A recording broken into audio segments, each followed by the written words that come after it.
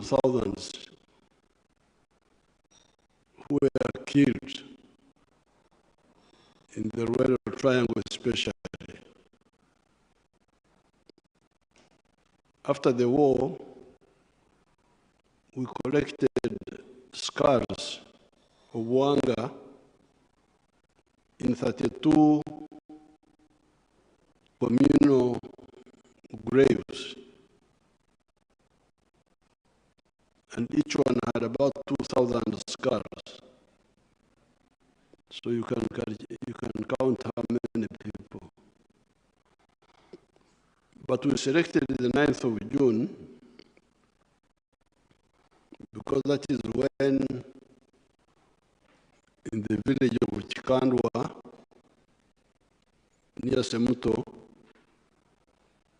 9 of them were killed, particularly 9 were killed. With Rutamaguzi, people like Nkangirwa, Sentongo, and others, there were 9 of them. They were killed on the 9th of June, today. So that's why we selected that day to represent all the other sacrifices.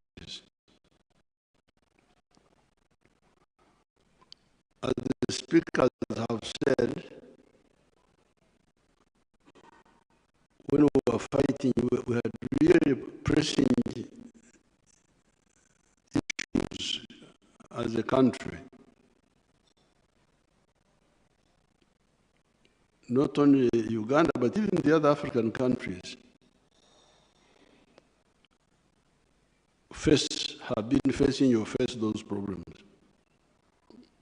In the case of Uganda, the economy had collapsed because of mistakes. Governance had collapsed. Social progress, education, health had collapsed. So really the choice was between survival or continue bleeding like has happened in some of the other countries. Because even today, you can get countries in Africa which are bleeding, even today. But here, we said no. This can be stopped. And that's why we had the student movement initially linked up with the peasants, the rural people, and we were able to create this capacity. I'm glad that some of them are here. Kabandu is a young one. I don't remember him at all. But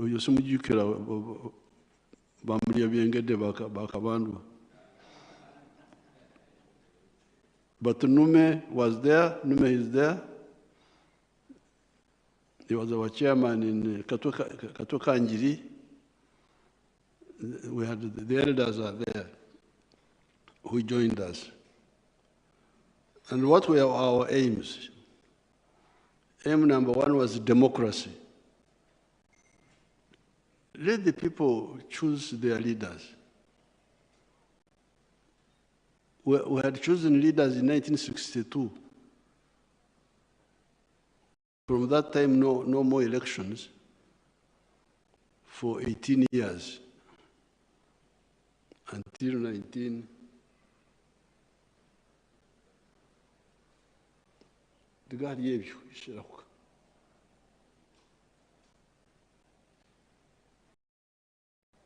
the God gave you. You know yet.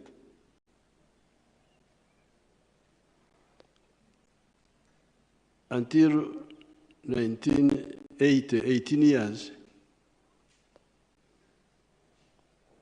we had no elections again. Why? Because in 1966, we were supposed to have elections in 19... Come, you. which you.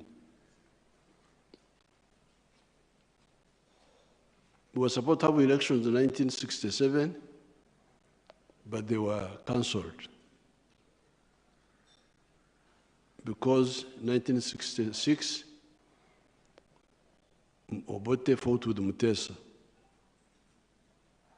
And that fighting between Mutesa and Obote was due to bad politics, politics of tribes, religion.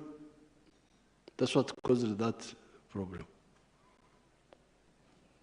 Then we get Amin coming in 1971.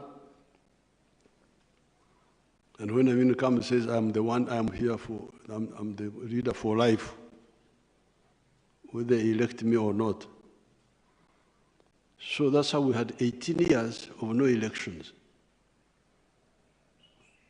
Now, in 1980, when we defeated Amin, we were supposed to have elections, but our people refused to organize them, UPC. And we tried to talk with them, no way. They would go and declare candidates. Like in West Nile, they stopped the other candidates from going to register, and they were declared unopposed, the UPC candidates. In Tororo, Changomacho, a professor, they said, no, he cannot read and write, that he can't, they cancelled him. And we were begging UPC, please, please, please. They wouldn't listen. So that was the first reason, democracy. Then the second reason was security. Security, killing people.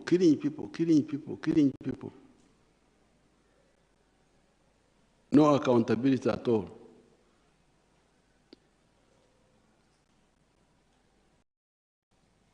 Then the economy, infrastructure, education, health, all those were down. For instance, if you take like health, even by the time we came in 1986, when we launched what we were calling UNEPI. I remember I launched UNEPI, Universal National Expanded Program for Immunization. I launched it with Dr. Gunda in Entebbe. By that time, 96,000 children were dying every year from the 6 killer diseases: measles, the other one called